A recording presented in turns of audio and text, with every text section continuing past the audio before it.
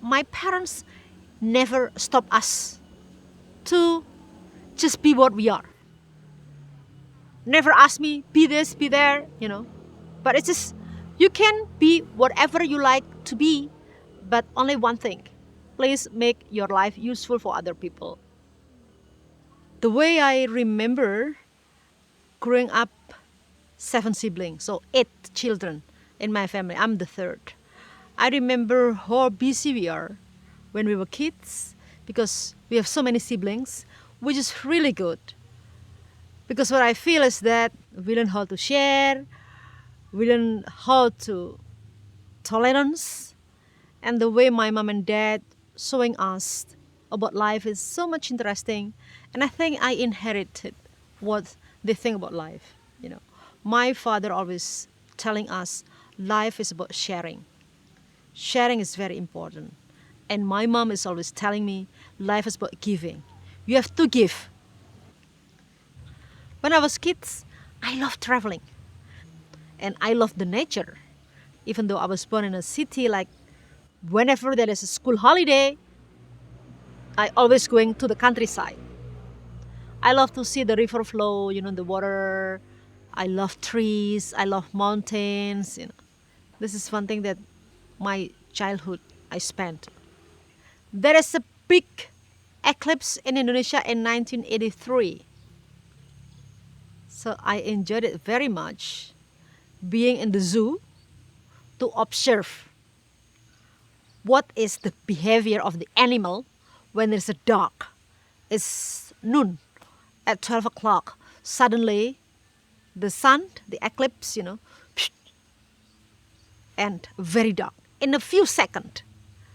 And all the animals behave very strangely, like they think that it's like early in the morning, dark, and then become early in the morning because of those changes. The phenomenon is so interesting for me. Wow, how nature affected not only the human being, the animals, everything.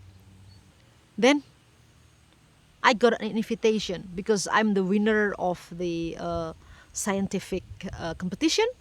So I'm entitled to enter the Bogor Agriculture University.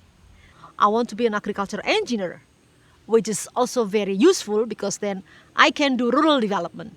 I can still be in the village, not become a doctor, but giving them energy, working with them to set up, to prepare the community to understand the technology, especially renewable energy for their rural electrification. I saw global poverty occur because the community are disconnected with their own local resources. Yeah, IBICA was founded in 1992. We want to provide electricity from renewable energy that is so close located in their surrounding. To make it sustainable is our first priority. It's by giving training, by empowering the local community so that the community understand what is technology, how they can handle it. In many villages, the money from the electricity sales goes back to the community in form of, let's say, village development fund to give scholarship for the poor kids so they can go to school. When you realize and understand that you have to do something good and you have to start from the very small steps, because the big thing starting with one step, and failure is very common. When you fall, wake up and stand up.